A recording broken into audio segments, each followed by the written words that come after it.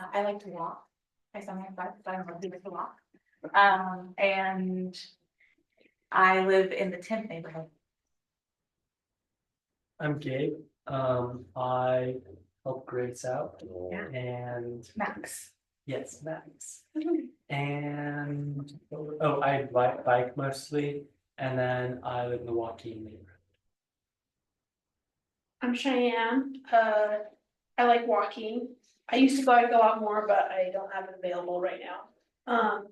And I live in the Riverwoods area.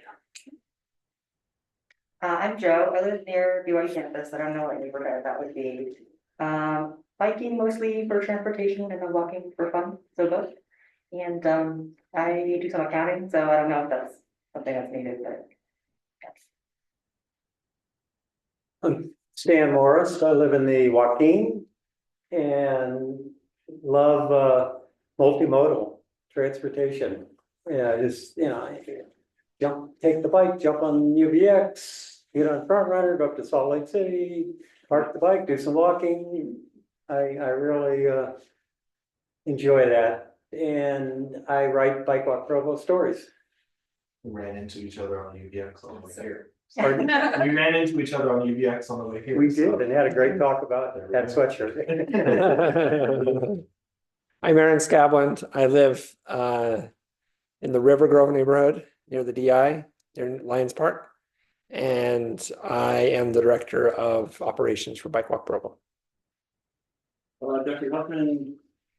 I can just turn on my camera too. Jeffrey Huffman, UDOT liaison. I used to live down by the rec center. Now I am in Vineyard. Jonathan Hamby, live in Joaquin. I bike places and pretty big on building bikes as well. And social ride coordinator for Bike Walk Provo. I'm Christy. I live also in the 10th neighborhood, and I am one of the representatives for our neighborhood. So if you come to a meeting, we have down the same. But I walk and bike. I'm Colin Dorsett. I'm our BYU student representative / liaison. So I work with Aaron here to help encourage and excite students about Bike Walk Provo and civic engagement. Well, thanks everyone. I honestly love this atmosphere and I hope you guys do too. And the main event today is Jeff from UDOT and from Provo and Vineyard. And before that, we wanted to tease Bike Month coming up in May. And we've got a full schedule of events that are not in here, but are on here. And so we'll be pushing that information out to all of you just so that we can start to plan some more details, I should say. And Definitely plan on bike to work or anywhere day. May 1st. I think I can name off Yeah, the I was gonna say, events. yeah. I think. So Bike to Work or Anywhere Day will start off the month on Thursday, May 1st. Okay. 7:30 to 9. Breakfast stations all across Provo. Great day. Later that day, we'll have our monthly meeting. And we just had a member of our community publish a book about how to fix our broken cities. She and her husband were somewhat involved a few years ago, and then I think they got busy writing this book. So we're hoping, about a year ago. So we're hoping that she'll present to us at that meeting. And then we have a rite of silence planned. We've done this for over a decade. This is a ride that honors people who've been killed or injured while biking. And that this is an international ride. I don't remember what the date is, like the 19th or something. We're planning on doing that. We have the Golden Spoke ride. This is on one of the Saturdays. I don't remember which one. This is an event that's been held for a few years, organized by UDOT. And it celebrates the completion of a robust, seamless trail from Provo all the way to Ogden. Almost entirely separated, I think actually all separated trails, very few crossings. And this year, that ride will end at the Provo River Delta Trail, and we will be hosting bike valet parking. So usually we have to ride to Salt Lake, or this year they will be coming to us, so we'll have to find a way to go for a little bit of a ride. Just go in circles. What else did we have planned? World famous bike tour. Yeah, well, we have this world famous bike tour around the downtown that we hold for important decision makers like Vern, who just joined us, and other city officials. Just this last week, we took a few planners on the ride on Tuesday, I think it was. And we plan on holding that for the general public. And we have one member of the city council who hasn't done it, who's willing to do it, and we're hoping that he will join us. And Cargo bike round. oh yeah, we're going to do a cargo bike roundup. This is a really fun event, and this year we're going to hold it in the seat of power in Provo, Whale Orchard Park. Whale Orchard Park, In the backyard. That's the fancy of Senator John Curtis, and where the district where every mayor for the last 30 years has come from District 1, and 80% of the citywide city council members have come from District 1. We actually have a lot of supporters up there, but they generally are overwhelmed by the people who resist change, who don't want bike lanes on Canyon Road, for example, and don't want Timpview to be even better, Timpview Drive to even be better. So we're going to the enemies, somewhat of the enemy's territory, and holding the cargo bike roundup in Quail Orchard Park. And I think, and we'll invite some of those people who haven't been very sympathetic to our cause, and hopefully they'll understand that this is a good thing.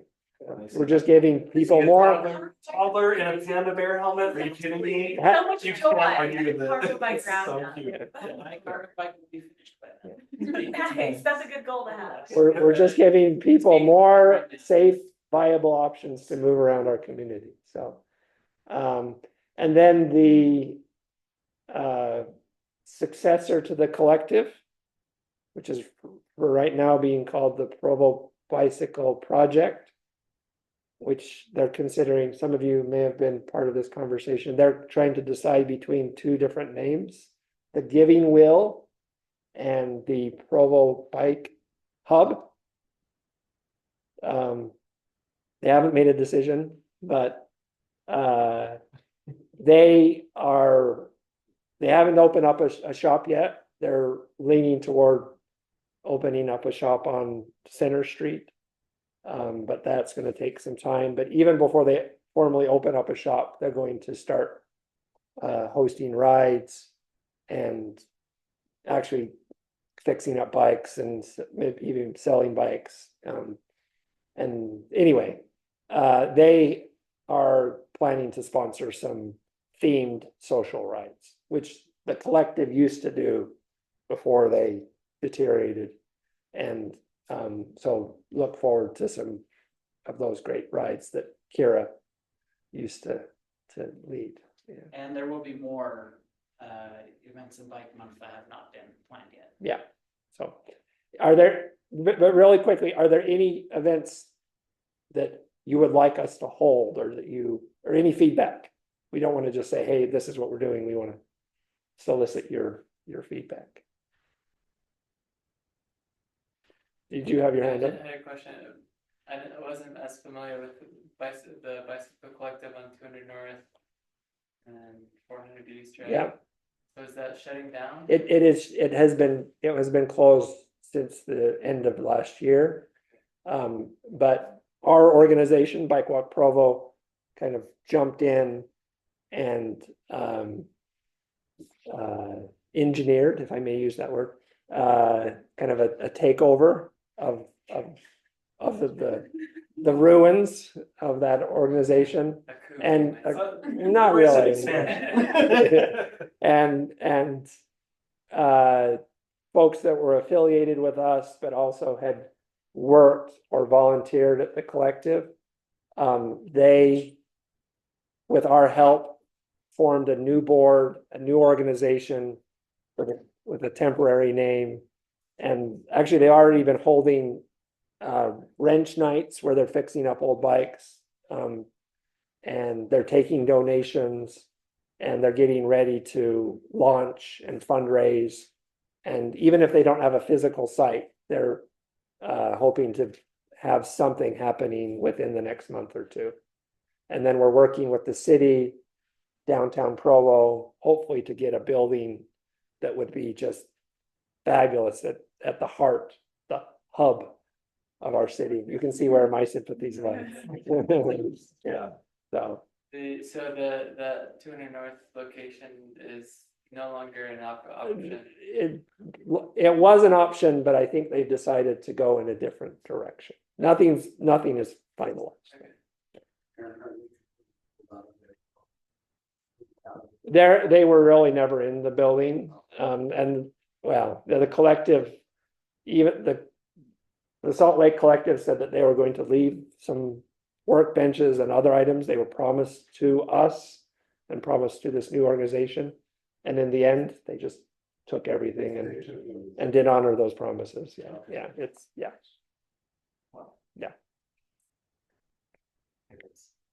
So, but I think what's going to arise from the ashes is going to be even better than the old collective 2 years ago. It's going to do a lot of the things that they were doing and even be better and actually provide services beyond just bicycles, so e-bikes and maybe even other rideables as well. We'll see what happens, and it'll be really locally based, right? Locally for Provo, by Provo.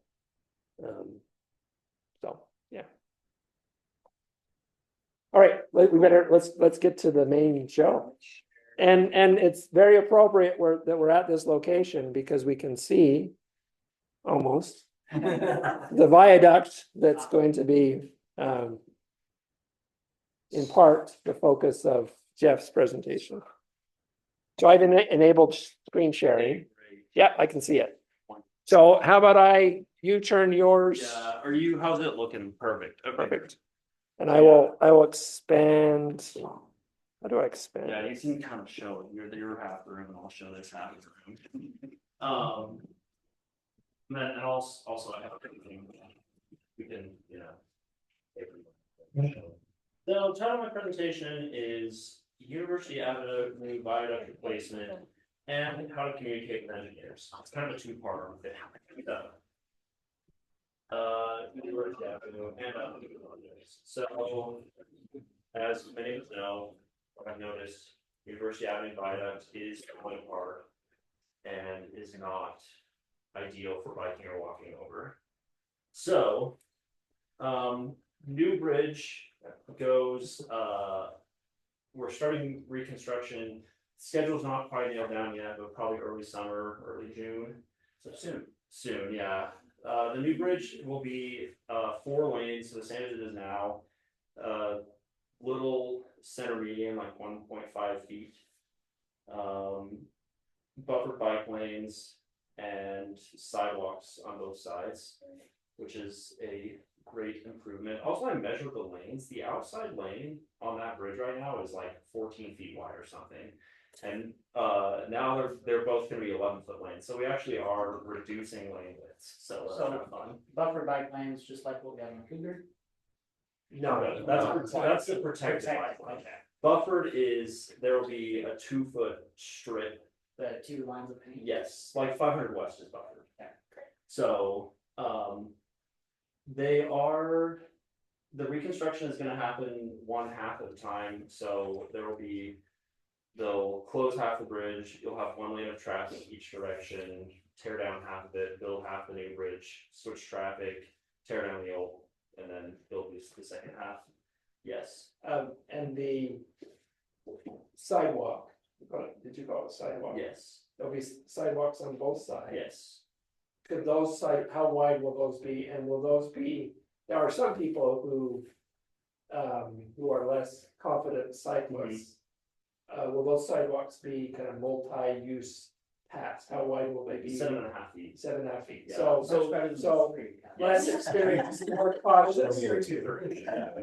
more sane Yeah. people could rise there. Yeah, so it's not a full, it's not, full trail width, but 7.5 is Pretty wide. Wide enough to get comfortably bike on, yeah.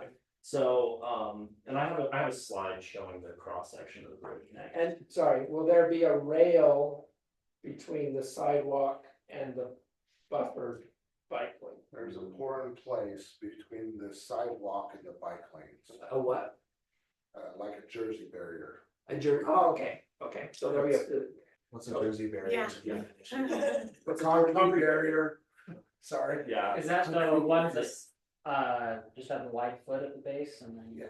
but they'll be good looking Jersey barriers. They're pour in place, so they're Okay. pretty nice. Yeah. Oh, They're not the ones that are, They're not the ones that are gonna connect. it's like, I mean, they're the barrier that are like all up and down I-15. Okay. It's kind of, it's just like a. right, And that's between the sidewalk and the bike lane and the. Yes. Cool. So, there will be UTA detours in effect. I don't know, I don't think the details have been nailed down, but UDOT's working with, the tourist unit to figure out how to minimize disruptions, because this is gonna be like a 2-year project, so it's gonna be a mess. For like, if you can avoid the area for 2 years, avoid the area for 2 years. So UDOT's working with UTA to try to figure out how to get buses through without any disruptions, to service, so.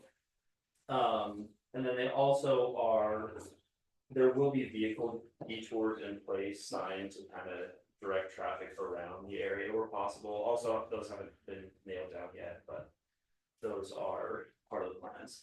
So here's the cross section of the bridge. So I'll walk around with this. You can see, so on this cross section is if you're looking facing north. So, we'll have a multi-use path on the north side of the bridge to connect between 500 West and 600 West. Instead of that frontage road that's there now, and then the sidewalks and bike lanes and traffic lanes like I described. And then the south side of the bridge, there will be a frontage road like it's there currently. When you say south side, do you mean? By south side, I mean, I don't understand my cardinal direction. East side. Yeah, That makes more sense. say Yes. that again then, like the east side has what? And west So side? the west side will have a shared use path along the side, so like a 12-foot trail. And then the east side is just gonna be the road as it is now, the front road there. Is that Just a single. Yeah, one Make it one way. One way, yeah. This is off the bridge. Yes, yes. Is that On what- the east side is the one. so south of Yeah, the the bike. bike side will be one way going. What side of the track? On both. Both sides of the tracks will have. The road will have a one-way road on the east side Oh, and a trail on the west side. okay. So the trail on the northwest side will connect between 500 west or 500 south and 600 south. And then on So that's- south of the tracks, it will connect between the front runner station and 920 south. Yeah. Yes. So from an engineering perspective, what is the advantage of having the buffered lanes over like a protected lane? Or what is their design and thinking behind? A lot of it's less design than it is maintenance. it's just hard to maintain. Like a piece of concrete? Well, no, because, well, there's a few things. One, drainage, it complicates drainage to have a wall there. Two, maintenance, like snow plowing is the big one, plowing snow, sweeping, those are. It makes it harder, a lot harder to maintain, and the resources for maintenance right now already are really stretched pretty thin. So, from a biking standpoint, it's protected is way better, but just from from a maintenance and operations standpoint, it's a lot more doable to have a buffer rather than protected. Yeah, Seeing how it is buffered, that does open up the option in the future to make it protected, because there is that width there. yeah, there is width there, that is something that could feasibly be done at some point. But yeah, it's that actually I will touch on that a little bit later in my presentation. So any other questions about the plan view of the road? Cool. So I mean those are kind of the big things. It's right now the whole thing is a bridge.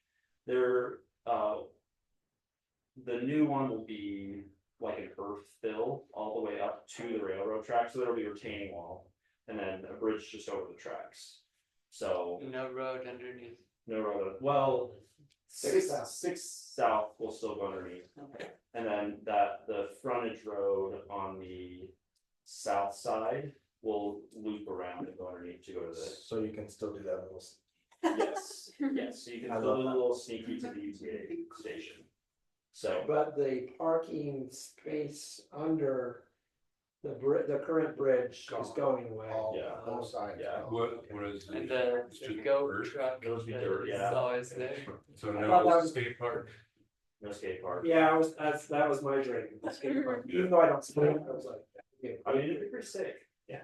So yeah, it'll be, I mean, the place that you see them most is on freeways, but, you know, when you see like those vertical retaining walls, the surfaces are kind of textured. That's called a mechanically stabilized earth wall. I didn't know that. And they're really cool. They use the wall to hold up the dirt and the dirt to hold up the wall. So those panels just have straps on them, and they'll like put down dirt and then attach the straps, lay the straps out, put dirt on top of them, and then the dirt kind of holds the straps in place, and then the straps hold the panels in place, which hold the dirt in place. Wow. And the straps being there make the dirt more stable. So there's actually a YouTube video where a guy makes his own like mechanically stabilized earth. He just makes like a little cube out of sand, and then he jacks his car up and puts it on top of it. So he just has like this cube of sand that his car's on top of, which is pretty cool. So yeah, so that's mechanically stabilized earth. So it'll be those walls, like just the vertical concrete with an earth fill in the middle. And their texture. Yeah. You picked out a design Yeah, for that, as well as the bridge structure itself yeah. and colors. Yeah. So any other questions? Oh, also, it's gonna take 2 years because it's a pretty complicated project. You have live traffic, you have UTA and Union Pacific. There are a ton of utilities that are around the bridge, and a lot of those are gonna have to be moved. The project manager, the old project manager for this project said, this is a utilities project that has a bridge attached to it. There's a lot of stuff going on behind the scenes. So Utilities around under the bridge, is that why? yeah, under it, next to it, around it. It's gas reserve just south of the bridge. huh? Giant gas station reserve. Oh yeah, Huge tanks there. yeah. To the on 6th. The southeast of. Yeah. So there's a lot going on in that area, and then combined with traffic control, live traffic going over it, it's a big project. So it'll take a few years, but thankfully we have our pedestrian bridge that will be touched. So. Yeah. So, There Yeah. will be no pedestrian or bicycle access across the bridge for 2 years. It's not, yeah, that's, hey, we did it right, we built a bike ped bridge first, okay? we built you your own bridge. Do not bike through the construction zone, please. Just gotta make sure the elevators keep. It's not much of a loss, because if you walk or bike over it now, it's. Yeah. Yeah. I mean, you will. Yeah. Yeah, so 2-year project is gonna be kind of nice while it's happening, avoid it. Use the type bridge, but in the end, we have a much better bridge to walk and bike across, so as well as better access to the station on both sides, so. Will you just be routing people over to the pedestrian bridge that goes over the tracks? Yeah, there will be pedestrian detours on it. I don't know exactly what the route will be, but yeah, it'll detour. There will be a detour in place, so, Okay, that was great that that went in first and yeah. it's there for you. How frequent will the 600 south be blocked from passing under the bridge? I don't know. At times, there will be closures, nights and weekends on underneath there for 6 South, yes. And for pedestrians, like, is it planned that pedestrians would be able to cross during the daytime or not? Yeah, Okay, so pedestrians and bikes are technically the only folks that are being detoured. Because UDOT normally does not detour vehicles on non-state facilities. Now, we did it last year with the reconstruction of 300 South, but that's because Provo and UDOT were very involved working that together. So I'm Provo's project manager for the viaduct, and I will tell you that with 1 lane in each direction, vehicles are not being detoured around, but you're strongly advised to use State Street and the University or the Center Street interchange, not University Avenue interchange, or at least not coming north or south. Yeah. Just to clarify, I was meaning underneath the Going bridge. east to west. Yeah, east to underneath the west. bridge. Right, I'm So saying that get closed up to that. there will be times without be closed, but that's the access will remain open so you can get to the bike ped bridge. Great, Right, Yeah, that's my. Yeah. so they'll need to accommodate that detour. Okay, Yeah. great. Usually, I think. The big thing that I can think of that would be full closure is when they're building the actual bridge, when they're moving the girders into place. And that's just because you have like 180,000 pounds of concrete flying around on cranes. So that's a full closure, but usually those are night closures, and especially with Union Pacific there, like we have to coordinate very closely with them to make sure that their trains can still go through. Because in the 1800s, we gave the railroads more power than God because we decided it was a national priority to have a transcontinental railroad, which was great, but now the railroads do whatever they want, so. Yeah, there we go. Yes. Oh, I think that's right. Yeah, I got to do it. So anyway, so unless there are any other questions on that? Yes. On the south side, will there be a way to get to the east side of University as like a pedestrian or car or anything? Let me think, the south side. So on like the train station side, like if you get off the train Uh-huh, and you wanted to go to Sam's Club, for example, uh-huh. could you go underneath the bridge rather than having to go down to the light across University Avenue? Down to 920. No, because it's one way, but there will be trail from the front runner station to the light. So. Like a shared also use wanna path. use Freedom Boulevard. So like if you get off, I'm talking like as a pedestrian, you get off the train. Yes, And you walk straight east, the yes. sneaky trail is still gonna be there.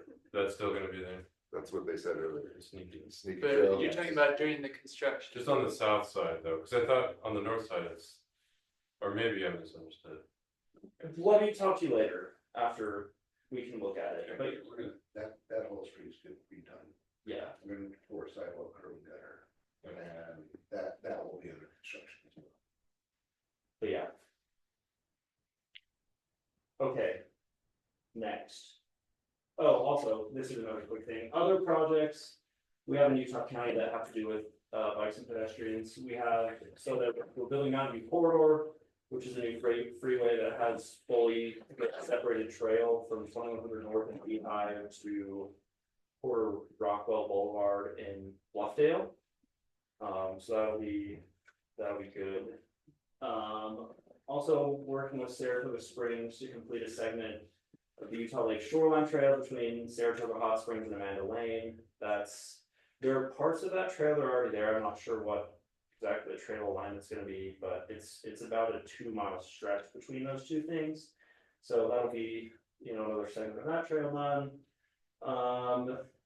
We're working on a project on State Street in American Fork. So it's the part of State Street that goes that's kind of sketchy and goes back and forth between 2 and 3 lanes. It's being widened to a consistent 3 lanes with buffer bike lanes and sidewalk and pedestrian improvements. Did you guys get the money for that? Huh? Did you guys get the rest of the money for that? Wyatt sent out an email that said we were doing it, Okay. so I put it in my slideshow. Okay. But I I haven't heard. heard short, so. Yeah, I don't know. I haven't heard details, but Wyatt had it on the construction list for the year. So Is that the road that had where you park and then there's the bike lane and sidewalk? American Fork? I don't think so. I Driving. don't think that it's the main Or- street section. I'm thinking of different. It's I can't remember which segment it is. The railroad tracks run parallel, very close to this road. Oh, okay. Yeah. And it's the railroad tracks where they do 10 miles an hour. It's the old freight line, we call it the purple industrial lead. And that whole thing, that cross section, like Jeff said, does not have any correct driver expectation whatsoever. I mean, Yeah. 1 minute you have 2 lanes, and the next minute you have 3, and the next minute you have curb and gutter and sidewalk, and the next minute you have nothing. Yeah. It's terrible. It's scary I've biked on it and driven on it, and it's just scary. So it'll improve for bikers because you're getting buffer bike lane and pedestrian access stuff, and it will also improve because drivers will know what to expect, and it is better to be, as they say, it is better to be predictable than nice. So predictability works in your favor. Also building a trail undercrossing at Harbor Point Elementary School in Saratoga Springs, under Redwood Road. Forum 1600 North is a widening project, but that's getting a 12-foot trail all the way from, I think, Geneva Road to State Street. South side. I'm not sure. And then Linden Heritage Trail right now goes from the foothills of Linden to Power Station. That last mile between the Power Station and the Utah Lake Trail is being connected here too. That's amazing. So So there's the other week I tried to bike up there, doing construction, by the power plant. Yeah. Literally, there's no way. Yeah. Only one way. Yeah. So that trail will be really, really good for network connectivity. Cause that'll connects to Murdoch, that connects, it'll be good. So on the first one, we had Bluffdale. Mhm. Where is that in relation to the Jordan River Trail? It is further west. Okay. So I call it Dark Point of the Mountain. Do you know where the NSA data center is? So Point Mountain is here, right? And then there's the Jordan River down here. And then it goes back up to Dark Point of the Mountain, featuring the NSA and the military. So that's what I call it, but it's like the same, it's essentially the same height as I-15 over Point of the Mountain, just on the opposite side of the mountain. So, I That's the biked best way past to there do it. once at night, and because I lost the Jordan River Trail. yeah. So I think that's in there. If you biked on Redwood Road, it's like right by there. Okay. So, yeah. So anyway, that's what else we have coming up in the active transportation department. What time is it? How much time do I have? We got 8. Okay, perfect. Okay, so then the next part of this presentation is called Helpful Information and Tips to Effectively Communicate with Engineers and Government Agencies. So Bike Walk is generally pretty good at this, but sometimes people will talk to me and I think, oh, you don't like get the inside scoop of how like engineering and the government works. And so this is to hopefully give you information to know how the wheels turn, so you can work better with the wheels instead of getting run over by the wheels and or fighting against them.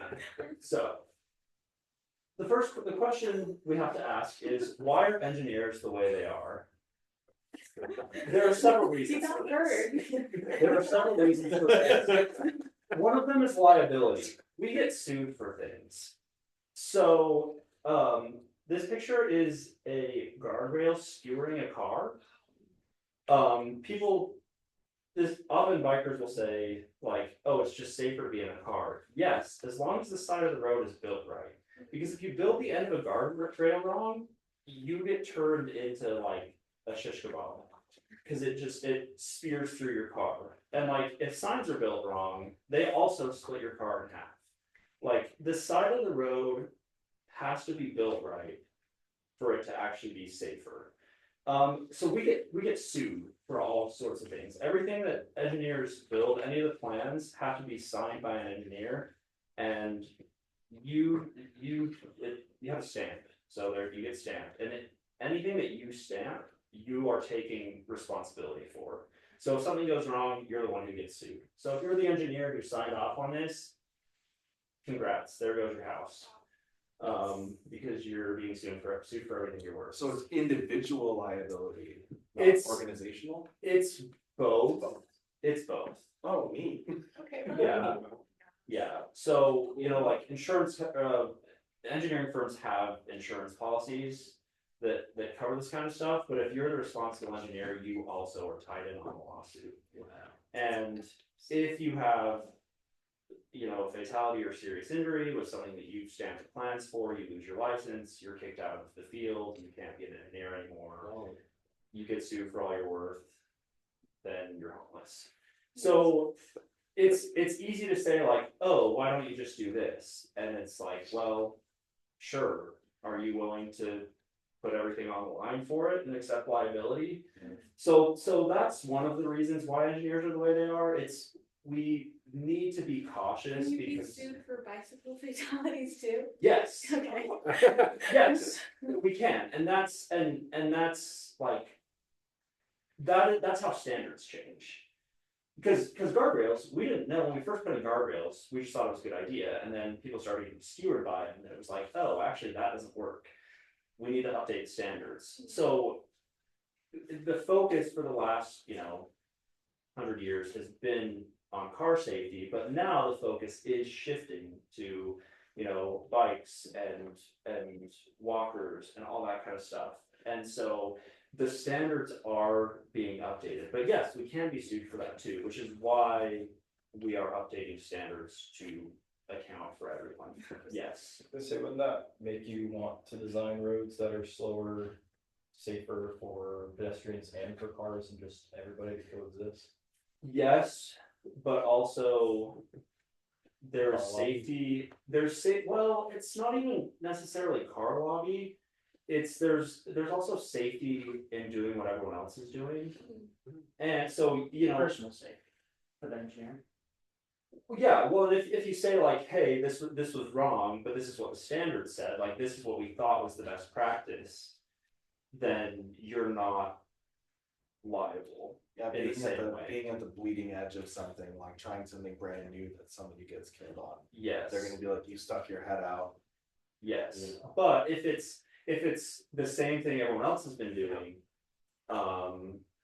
That's an easier defense. it's, you say it's, hey, we're doing the best practices. And then you update the best practices to account for that in the future, but it's not, it's not the same kinder amount of liability. Any thoughts on that, Vern, or is that? Well, and it's a good point, before engineers get involved and start designing things, planners end up doing purpose and need statements for a transportation corridor or facility. So they do these large studies, maybe it might escalate all the way to an environmental impact statement, or it could be something, category of exclusion, or something less intense, like an environmental assessment. So you identify the corridor and what the purpose of the corridor is. Is it to move traffic, what the speed of the corridor is, how many lanes? And all this is done through travel demand modeling, which is like a gravity model. So it takes in, each traffic analysis zone takes in employment, population, and the number of households that are currently and then will be in there in 30 years. So that's what the model kind of gives us some ranges to work on. And so before the engineers get to design, the planners have to plan. And they use those models to do that. Yeah, infrastructure, well, this is the last bullet point. Infrastructure related tragedies are expensive, litigious, and long lasting. Infrastructure in general just is long lasting. It takes a long time to plan, it takes a long time to coordinate, it takes a long time to build, and then once it's built, it's there forever. Especially, I think that people don't think about this, because like mechanical engineering, software engineering, you know, you can design something and test it, and when it breaks, you can pay attention to how it breaks and fix it. We can't like build Hoover Dam and then be like, oh, we didn't really like this about it. Take two. It's you do it once, and once it's there, it's hard to get it there. It's hard to get it undone. So things just take a long time in civil engineering. So we planned to rebuild this bridge back in '96. Interesting. Just so you guys know. So it kept getting pushed back, kept getting pushed back, kept getting pushed back. And I tell you, this is a $75 million project that should have been done many years ago, because it would have only cost about 30 million back in the late '90s. And then on top of everything, some of the money, I think 50 million of it's coming from old COVID funds that we have to use by the end of the year or two. Yeah. So, and you were asking, or before the meeting started, you were like, does Bike Walk Provo make a difference? Yes, but I think sometimes advocates get frustrated because the best time to plant a tree is 20 years ago. And so the work that we're doing now, a lot of it isn't gonna come to full fruition until, 20 or 30 years in the future.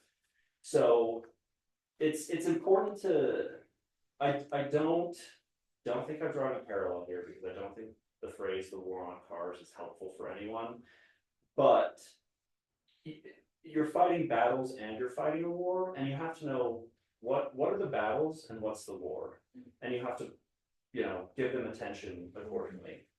So next up, the reason why engineers are the way they are is stakeholders. We answer to a lot of people. So engineers, and I'll be the first to say this, engineers need to do a better job of answering to historically underserved stakeholders, walkers, bikers, disabled, elderly, children. Like, we haven't done a great job of that. We do have a very car-centric world that is exclusionary to a lot of people. But serving those stakeholders more doesn't mean that we can just neglect other stakeholders, and there are just a lot of hands at play in every project. So this is what I wrote down, just that I can think of off the top of my head. We have lawmakers at the federal, state, county, and city level. We have government agencies, environmental agencies, civil rights, OSHA, transportation, Army Corps of Engineers, water rights, housing and urban development. You have property owners, you have businesses, you have industries at large sometimes, you have community groups, you have utilities, water, power, sewer, gas, public health and safety, trash collection, fire department. The decisions that we make for infrastructure have a big impact on those guys. And then you have the road users themselves, cyclists, pedestrian, disabled, drivers, trucking is a big one, and snow plows are a big one too. Like everything on UDOT roads is designed for a snow plow. So you can't plow the roads, they're not really useful. And then I guess maintenance covers that. So there's a ton of stakeholders involved in every project and a lot of coordination. And the secret, Utah generally has really good infrastructure, and the secret is that everyone in Utah, for the most part, plays nice with each other. Like you Except the can. railroad. Ding, ding, ding. No, really, but like we get a lot of stuff built fast and well because in general, people here cooperate. And so it's easy for us to get stuff done, but like you can just like kill infrastructure projects for years. Just by one player not being willing to cooperate. So, and it's frustrating. It frustrates me too, but a lot of those protections were put in place because of the red line in the Jim Crow era, where the engineers or whoever could just say like, well, we don't care, we're doing whatever we want.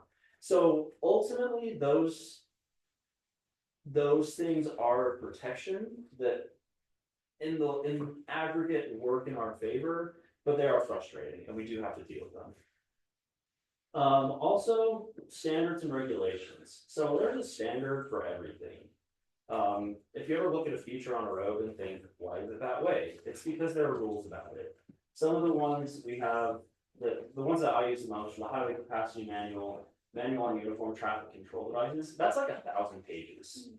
Signs, paint, railroad crossings, signals, there are 1,000 pages of 10-point font about everything you see on a road that has to do with traffic control, including bikes. There's like a whole bike section. Roadside design guide, and then the policy on the geometric design for roads. Like it's stacks and stacks and stacks. I was actually quite upset when I graduated because my professors were like, when you graduate, you can't just copy the answer out of the back of the book anymore. True, it's because you have like stacks of books that are dedicated to the answers that you copy the answers out of. So there are rules for everything, and the rules can be frustrating, but the reason the rules are in place are some of the big reasons: safety, liability, consistency, user expectations, and policy or priorities of different political administrations. So, like I was talking about with guardrails, originally the guardrail standards didn't consider if you hit the end of a guardrail, but then that became a problem, or we realized that was a problem, so the standards changed. So the standards bake in a lot of safety by covering things that you wouldn't think of on your own. But the standards can be exclusionary and they can shut down things that are good ideas. So it's not necessarily to say like, oh, the standards say this, so we can't do that. But if you can understand the standards and how they work and like things that are allowed or aren't allowed, you can work within that a lot better. And so a good example of this is the 900 South signal. UDOT knows how to build traffic signals. And so like it'd be cool if we had like some super sweet bike, something, whatever, to make that neighborhood more accessible, but like a signal works. And you know, the standards for it are there, they're easy, it's easy to put a signal in. UDOT's good at building signals. There aren't a whole bunch of regulatory hurdles, so we built a signal there to help cyclists get across State Street. It would have been, I mean, I'm sure there are way cooler solutions, but a signal works, it's in the standards, it's easy to do. So like if you know kind of how the standards work, it's easier to work within them rather than trying to fight against them. So that's just kind of a thought in general. The standards are important. They do need to be changed to better accommodate active transportation, and they are being changed to better accommodate active transportation. But that's a very long term goal. Regulations are written in blood. And I mean, really, if there's a rule for something, it's because someone died. And that's a very long term, that's a war rather than a battle. So something to keep in mind there. And then the, Just for time. Yeah. I have to. okay. Cool, yeah, what time is it? Oh yeah, it's time. Anyway, thanks, that's what we got. If anyone wants to leave, you can, if you would like to stick around and see my last 3 slides. Does that work? Yeah. Okay, great. So Chesterton's fence, how understanding engineering as a whole will help you get the outcomes you want. So there's a dude named G.K. Chesterton, and he said, in the matter of reforming things, as distinct from deforming them, there is one plain and simple principle, a principle which will probably be called a paradox.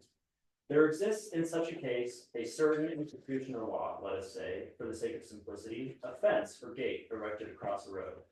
The more modern type of reformer goes gaily up to it and says, I don't see the use of this, let us clear it away. To which the more intelligent type of reformer will do well to answer, if you don't see the use of it, I certainly won't let you clear it away. Go away and think, and then when you can come back and tell me that you do see the use of it, I may allow you to destroy it. So that's the whole idea of trying to understand how engineers think. If you understand the fences we put up and why we put them there, you can understand, you can better advocate for their alteration or removal or whatever. So those are kind of the 3 of the reasons why engineers are the way they are. Here are some things you can do about it. Principle 1, Rome was not built in a day. I kind of touched on this, but the first gas-powered vehicle, the patent was filed in 1886, in January of 86. So it was like, you know, like 130 something years. So, you know, we've been building things for cars for a long time, and it'll certainly, we can build a better world for cyclists and pedestrians faster than 136 years, but it takes time. It takes time to update standards. It's a war, not a battle. And so, you know, patience and strategy do play a great role in getting the world changed. Also, interestingly enough, I was reading this book about the guy who kind of had the idea for Route 66 and kind of like pushed for that. And it was talking about how the interstate highway system started with private automobile owners who lobbied the government to build better roads because they wanted to drive. They were like, hey, we want to just like go drive around on Sunday afternoons, you should build these roads. So I think it's interesting that I think sometimes advocates can feel frustrated because, you know, we're just here in the Hyde Fur building talking about biking. But that was kind of how, like, the highway system started, was like people who cared about driving got together and, I don't know, something, and wore monocles, but had basically the same discussion that we're having now. It's like, oh, how do we get better infrastructure built so that we can get around and for work and fun and whatever. So, you know, we're on the right track. But you have to remember that it's a long game, and work within the system there. Principle 2, use the data. So because we get sued, the data is key to influencing outcomes. So there's this article from Strong Towns called "One Hidden Reason Why Your State DOT Isn't Building Protected Bike Lanes." And then the subtitle is "Proven Safety Countermeasures Might Sound Like a Wonky Engineering Term, but it could be the key to unlocking money to save lives."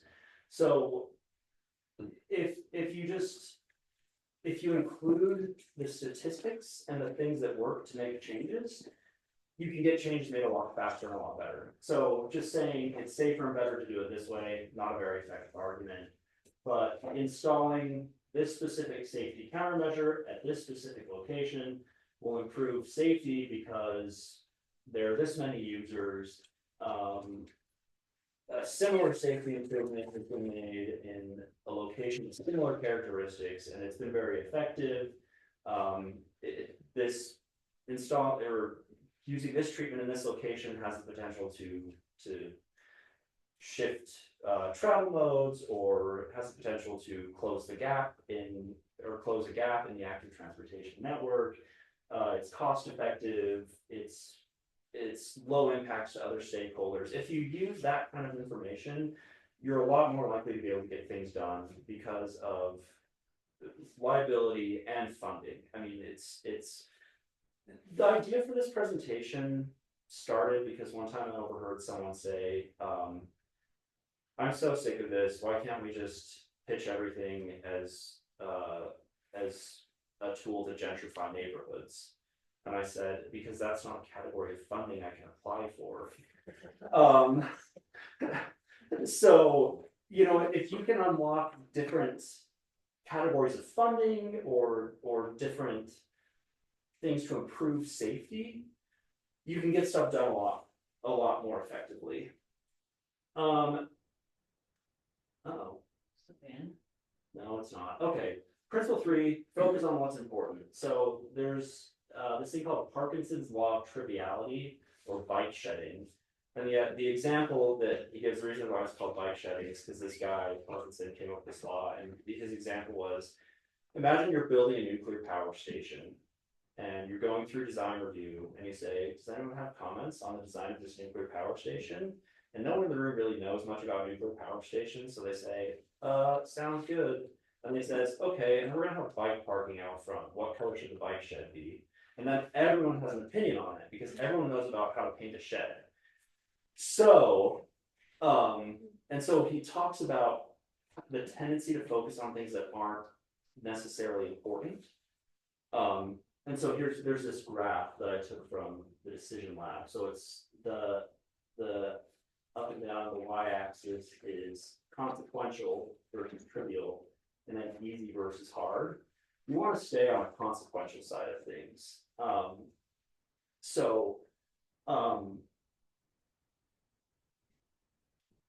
Identifying, when you have an issue at hand, identify what the actual issue is. Is it safety? Is it connectivity?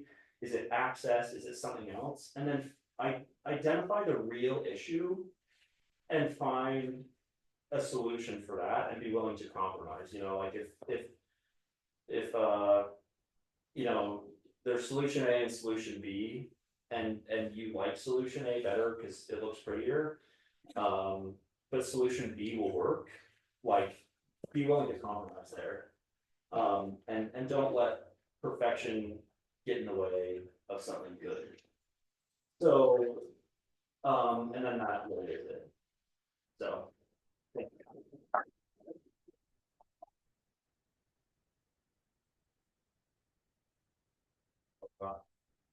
Any questions, comments?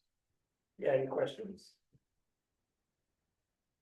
I think Bike Walk generally really does a great job of engaging well, and I mean, Bike Walk really has done a lot of great things for Pro and a lot of great advocacy, but I think that understanding how things work is really helpful to engage in. So, anyway. I have a question. Yes.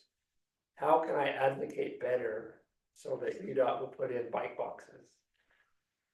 That is just tied up in funding. Okay, so this is not something that I'm doing or we're doing wrong. No, you advocated for that very effectively. Okay, Now we're just in it takes 30 years to build it. yes, I know.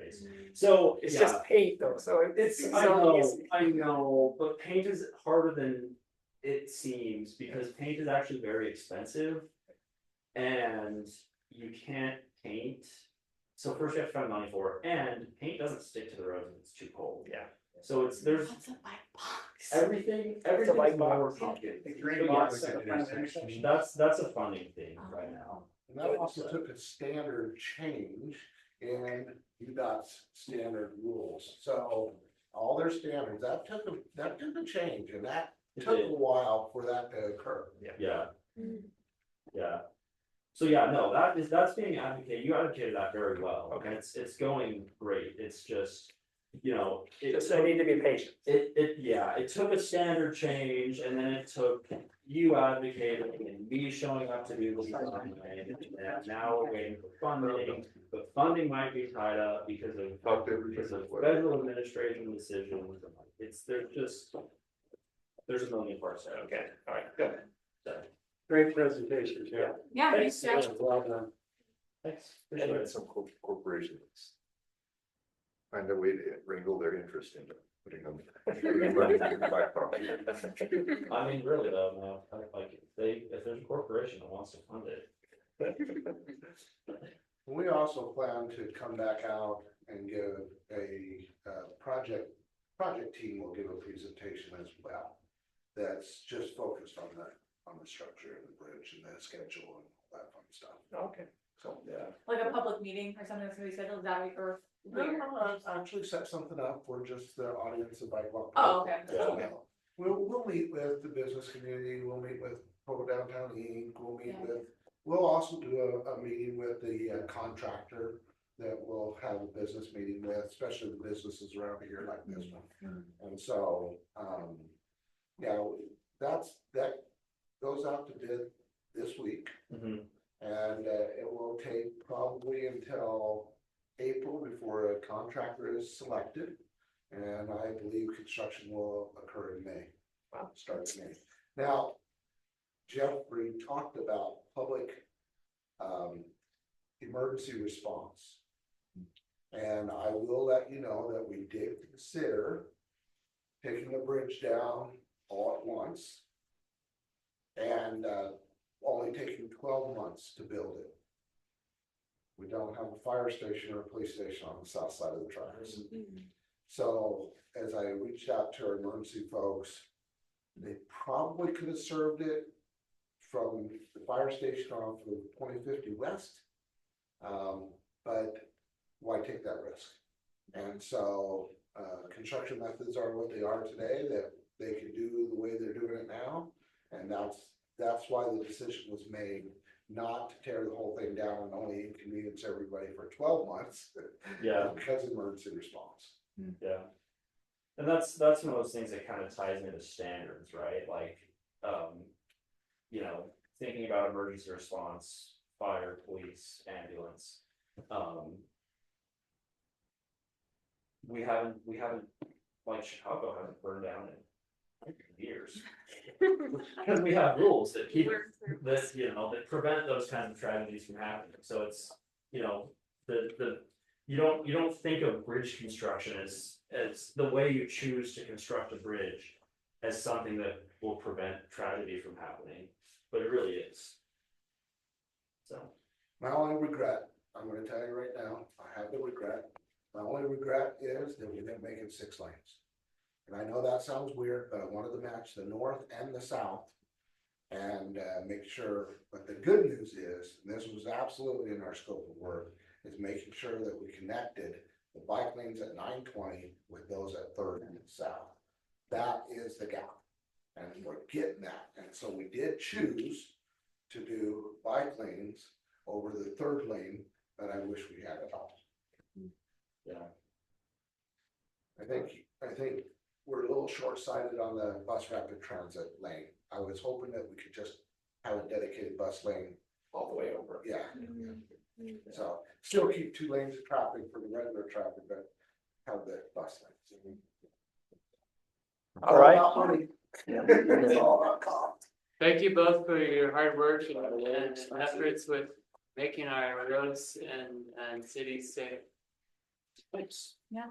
I enjoy